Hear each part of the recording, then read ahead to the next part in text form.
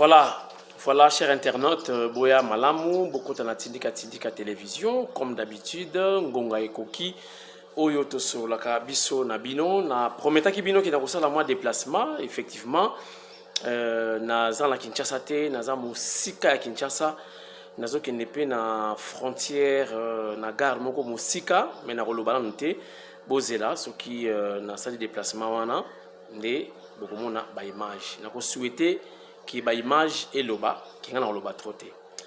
Voilà, merci Nabino Tubolota Labiso à travers le monde entier. Boyebi qui te la tristesse makasi, tu veux perdre un grand combattant na komo ya mfumu Sabata. Na omeka opesa témoignage na ye, mais na sala ki témoignage yango avant yemoko akufa na miso na ye. Na ebisa ki eke futo yebisa ka bato ba bien fait na bango avant que bazalate. Hein, yesa akufi ozobeta masolo ya zoyo kate. Mais heureusement na ebisaki ba bien fait na ye témoignage na ngai na ebisaki azalaki vivant ezalaki na cabinet ya ministre de la santé na cellule de communication abana ko lobelanga makamoko boye alors na bana ko s'excuser ndesko na bana ko rappeler ba bien fait na ye oyo ko sala kinga na ko négliger te ezaki très bien c'est pelaki makasi et lelo fumu Sabata atiki biso to ko beta masolo ya biso mibale.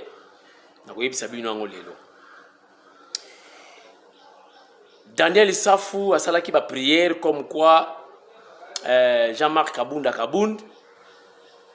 a zouate simbate mais c'est impossible parce que c'est d'abord candidat unique.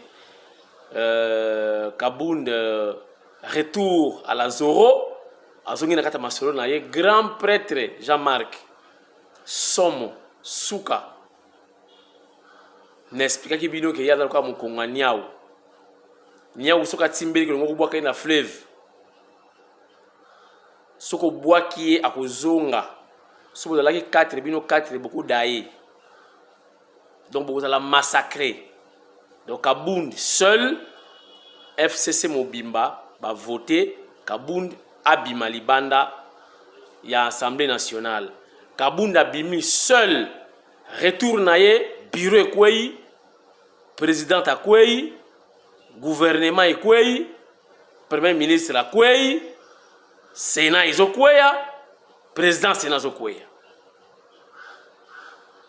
donc ezana bato musu basimbaka bango te so lingo simba mutu tester ye tala soki e banandeni ne kosuka ndeni po bitumboko bandango mosuki si yango te ezongi contre yo ekomi grave na bana ba famille tout bakei donc faut qu'on réfléchir avant bana bitumba moko boye Kabunda lukele mutu bitumba te balukeli ye bitumba mo tala ba retomber nango ekomi grave. Voilà, félicitations à Jean-Marc Kabund à Kabund na mbuta na biso mwana ya mayumbu muyaka ya haut niveau président Mboso mwana Delvo avana na lalua mwana Delvo ngana tanga pe na mwana emoko Mario mutunanga Mario félicitations baza ebele to yebi famille na mobimba donc palais à suka ona yebi tanga longwe Delvo Mboso comment vana na allée verte voilà na allée verte na ma campagne na yebi pe palais na ba vie mateta donc félicitations na kopesa bino ka conseil bon négligence ka ba homme politique te moni ba politicien ba bato yo ba carrière ici la raté ils ont un métier moko très compliqué politique ata muta komi perd na dernière minute moni récupération na dernière minute Mboso kaka lokola bureau mabunde koyaki lokola Mboso aki le plus âgé a simbi intérim kaka na kati ya intérim wana tche mutu akomi titulaire be Mboso wana basilaka plusieurs fois ministre mais ma politique bambonga politique ka bambonga kisi vie Mboso pe asilaka pinza mais abundi abimisi 12 députés yembo akoti na Assemblée nationale âge na ye epesi ngenge asali intérim donc bitumba ya mabunda ye moka luki ematisi Mbosso. Mbosso enta visionnage a remplacé mabunda tala makambo ndenge ezalaka na mokili. Donc ba homme politique bozalaka na bango kaka bien. Exemple kozala neti biso boyono Eteni Longondo alongo ministre ya santé ti bon nalobaki bon na négligé ye alongo ministre ya santé tokosuka wapi ala ja homme politique aza na ba bonne relation na Fachi Beton alongo ministre ya santé Fachi ko reconduire ye ou bien Fachi ko boke quelque part tango atali bana bazaki na nga bien a repêcher yo boke côté mususu voilà. Donc ba homme politique to ba politique faut garder toujours ba relation à bien, on ne sait jamais dans la vie. Donc voilà, félicitations à Jean-Marc Kabunda Kaboun, Mokongwaniaou, et Kotarana Mabeleti.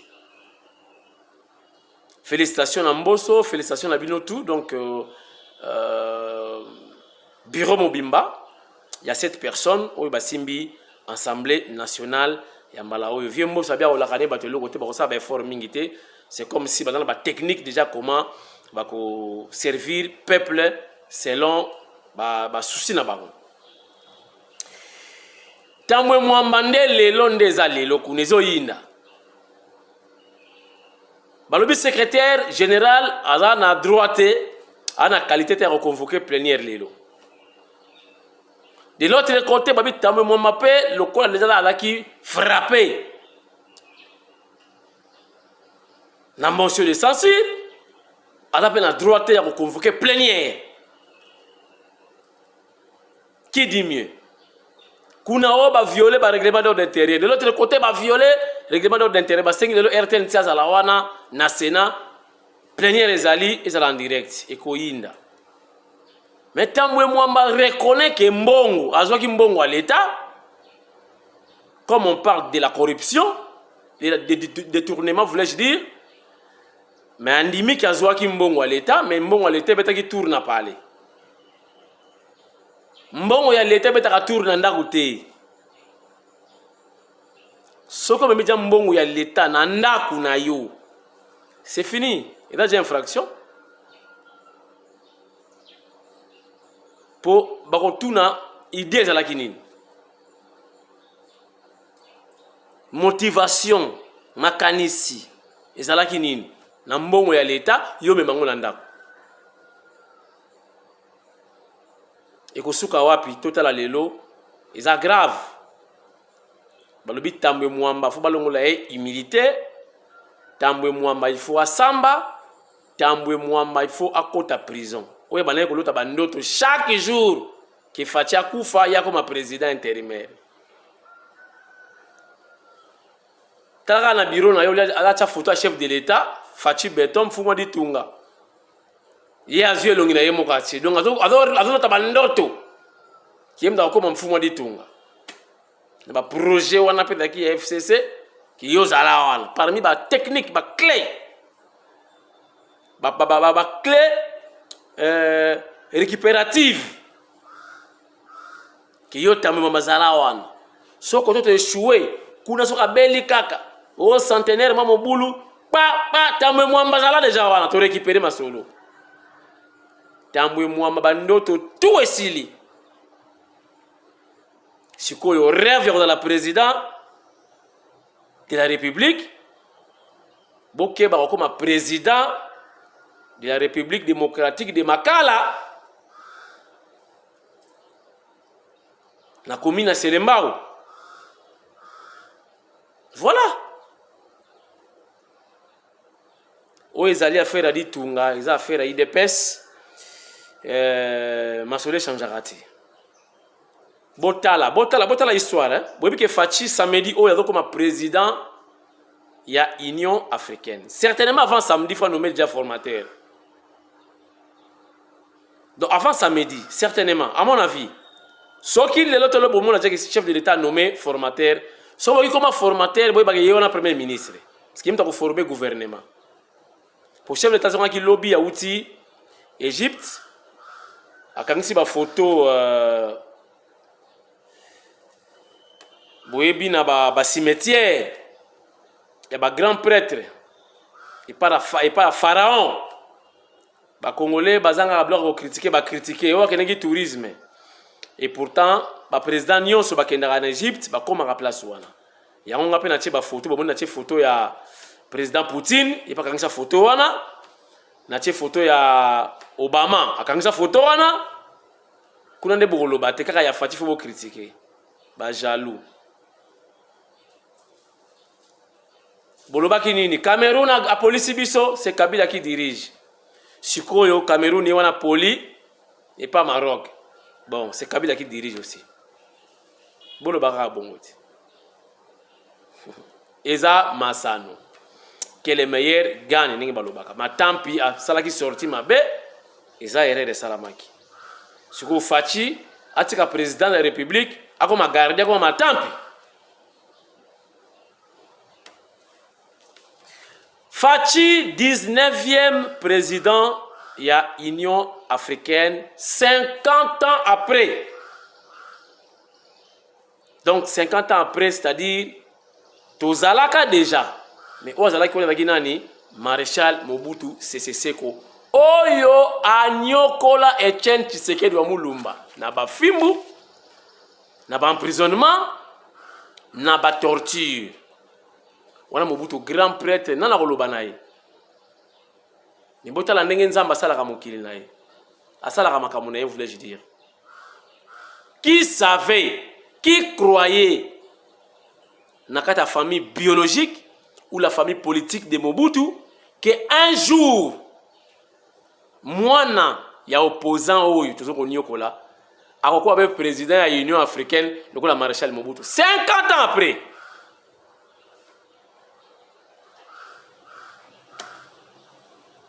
To éviter qu'on y okola kabatu.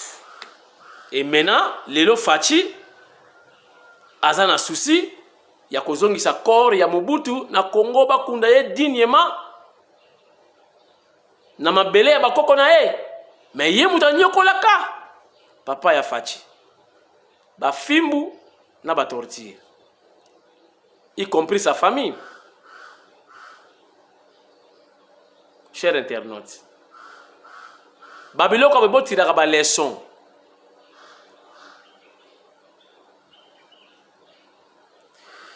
Donc tout la formateur au gouvernement d'ici 4 matin. À mon avis, certainement va chef de l'État Kende na Éthiopie, na Addis Abeba. Formateur fois bima déjà, parce qu'il reformer le gouvernement. Parce que le gouvernement mbangu mboso déjà le bureau de l'Assemblée nationale et Fandi bakende ko prêter serment na bango kuna pepele mboso dozela bango ils allaient nengi wana Jean-Marc Kabunda azongi na masolo retour à la Zoro grand prêtre mkonganyao donc le l'Assemblée nationale bureau déjà installé babandi boulot siko il faut gouvernement ebima bakende ba installé bon pour facha comme na charge makasi ata la gouvernement ata la Union africaine ils en ont pas stress makasi. Il faut déjà gouvernement et bima pour avoir un peu déstressé. Premier ministre a le gouvernement, l'exécutif, il y a la sécurité et puis Italie, Union africaine. Vous savez, chers internautes, tout ça qui bino que prière Izalaki, il y a un mois, du 3 janvier au 3 février, depuis Massoudi Banagi à Paris, et pas il y a pasteur apôtre bienvenu Ntonga Lofate, église Nabango, ministère Christ ressuscité, bango na Panama na Paris, bota la coïncidence, bota la nzamba salaka. Alors tout sambela pour na président de la République, tout sambela pour na Congo. Bobi l'Assemblée nationale, on est dans l'Assemblée nationale moko récupéré par des députés nommés, malgré les lois bandimi qui ont changé quand. Chers internautes, bota la miracle, jour il y a clôture, le 3 février, de l'Assemblée nationale, et bimisipe bureau Jean-Marc Kabund à Zongi, à Badrouanaye, les vieux Mbosso, Mwana Mayumbu, Mouyakaya véritable azongi na masolo akangi coin akodiriger Assemblée nationale. Ndeko Safo ye makolo ngulu ndenga kena koyambelaka frère Martin na baposa banyau baposa banyau wana pa na biso tolata yango te na okamwa mo azosangisa baculture wana babiloka bashabien makolo ngulu na Assemblée nationale. Ma tona bino bofotaki na biso botindaki akisala ba makambo wana na ebite. Voilà. Prière esili le 3 février, miracle pe salami, bureau installé, Kabunda. Zongi na badroit na ye, retour à la Zoro, Papa Mbosso avandi na coin. Voilà nouvelle image ya Assemblée nationale où ils ont la sikoyo le nouveau gouvernement pour installer bango ba prêter serment ba kota aux affaires chef de l'État pour à matin niveau. 19e président ya Union africaine ba ko la remise et reprise na président ya Afrique du Sud. Voilà donc bao balingi ba kota bazo ka ba information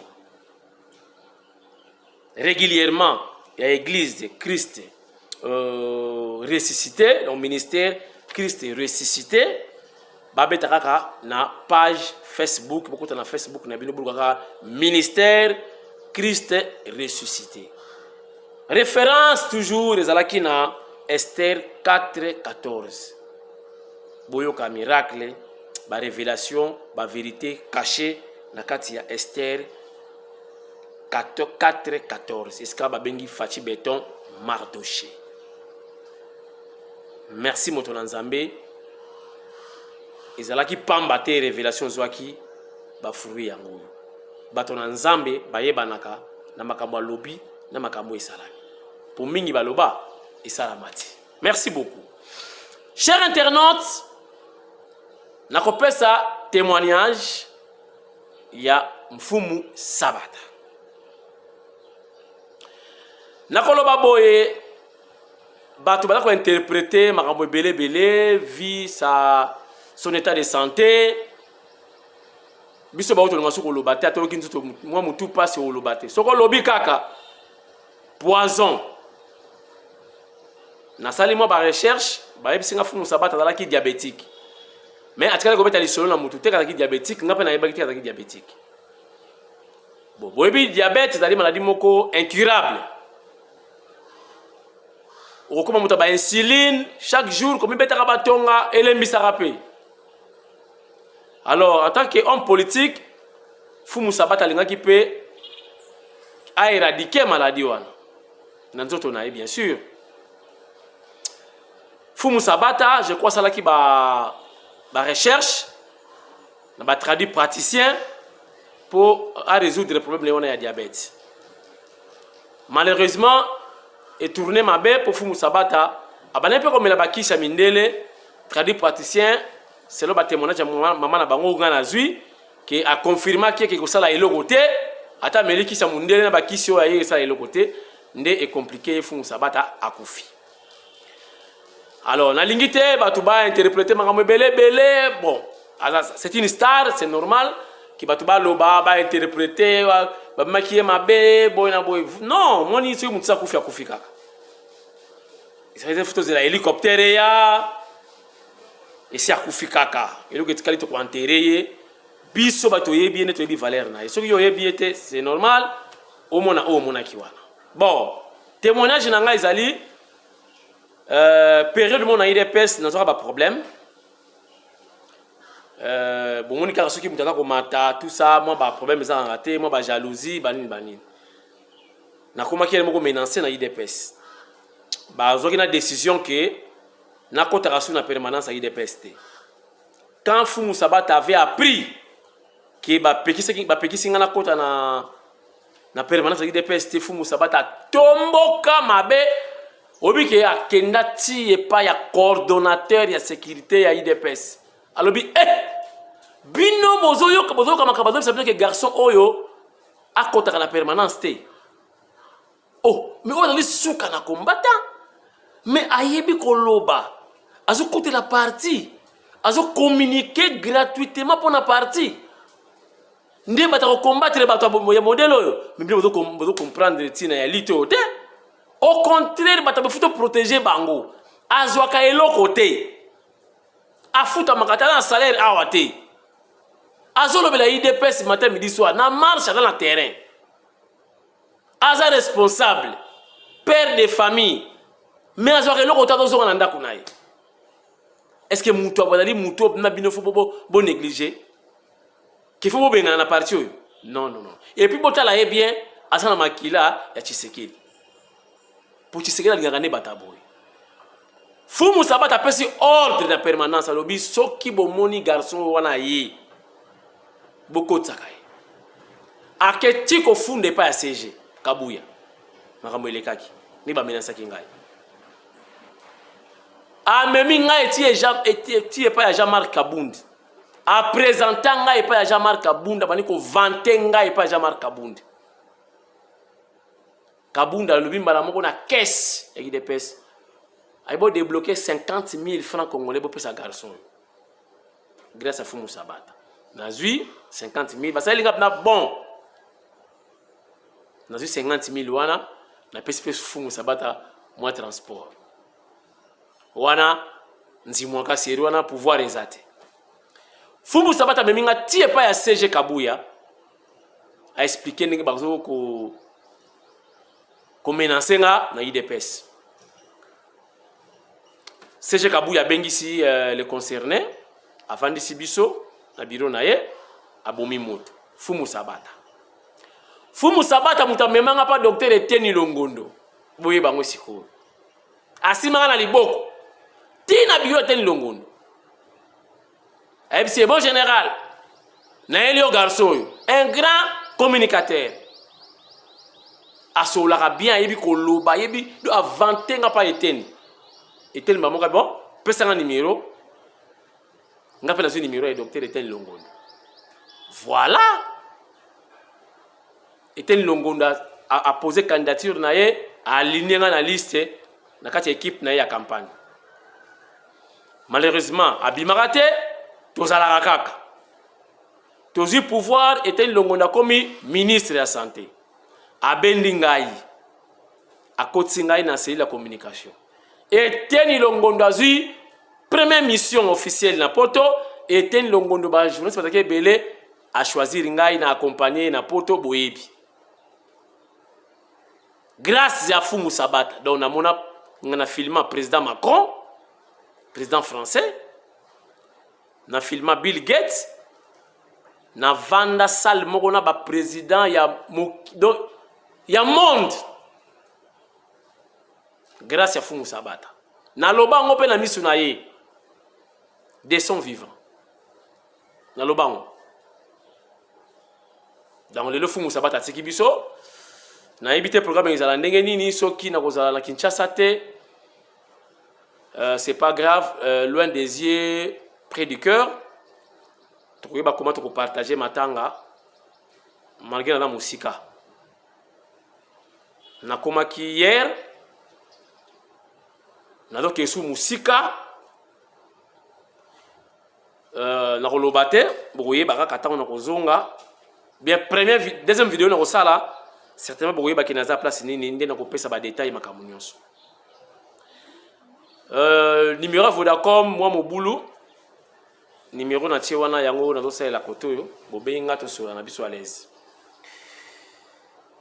Merci beaucoup de love to continuer ko bengana na koto yo na ko sala ba émission bokomona boyeba ba comprendre son azapi na en mission pour la visibilité pe ya Mfumwadi Tunga chef de l'État Fachi Beton l'orbi je crois dans la quelque part na base moka IDPS nde bokoyeba place nazali mais bayebi déjà. Merci na Mwika Bibish Mwika mwana mwasi mena ilongi ya Fachi Beton baba ndeko bo comprendre Et puis, clin d'œil na apôtre Chilombo, Jacques, Ngamoro Kamwa si Chilombo, Moulobeli a grand prêtre Fachi Béton, Mwanan Souka, il y a Maman Marthe Kassalou, moi c'est Sphinx, et puis Fumu Sabata, à la match Tshisekedi, c'était solo, Tshisekedi a Koufa le 1er février, Fumu Sabata a Koufi le 2 février. Mukish. Liwa, Isaiah Batunyos. Et puis, Négé Ozaboui, Mututu, à la mois et l'eau de Ranjakaye. Ba marié, Batubaye Barango, Basina Bang. Mais tu recoutas, tu solo laka, au moins la mutu ngambe, mais oh, la belle laka, moi, baizate. On est tous malades, hein? On est tous malades. Il y a ça qui voyage récemment, le docteur Teni Longondo, son excellence, dans l'Équateur, et tombé que la chambre ici, qui va passer une chambre, mon journaliste Moko, en tant que comboté, to faisait naï. Ah! On est tous malades, na kimi chambre. Si on t'a dit mibali. Tu faisais ya pesi koto, on na pesi koto. Ah! Na butu ba plan na yoraki. So talaka daki gaillard. So ga ronfler.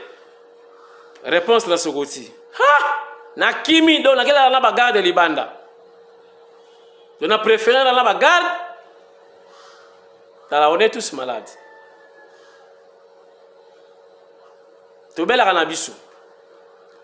Je vais déclencher au poids. Donc, tu as dans la mission au Koufate, Fumu Sabata, tu es que combattant au Koufarate, esprit à Sphinx, ou dans la Kinaye, il y a Longwa, et quand tu as peine à battre Moussou, Fumu Sabata Moussou, et puis il y a un artiste. L'artiste ne meurt jamais, dit-on. Dengi Mayar Montana, merci Natiki Bino. Montana Dengi Mayar, Odota Labiso, na Suède, Tokutanit, très prochainement, Tobenga Nabiso, na Bakoto, Moussala toujours, Bamoussouba Kansaki loko la gouvernement Ekouei, donc ba avion Tokomata société, Tokomata kaka, toi na pouvoir, ba moyens est belé. To mataka poto pe to kende kaka soki na lingi ata semaine oyo na kei to na pouvoir non epsa na epsa Augustin Kabuyati mukanda kaka donc manuscrit kutu kaka boy Schengen na bwaki c'est pas grave bon bye à la prochaine occasion.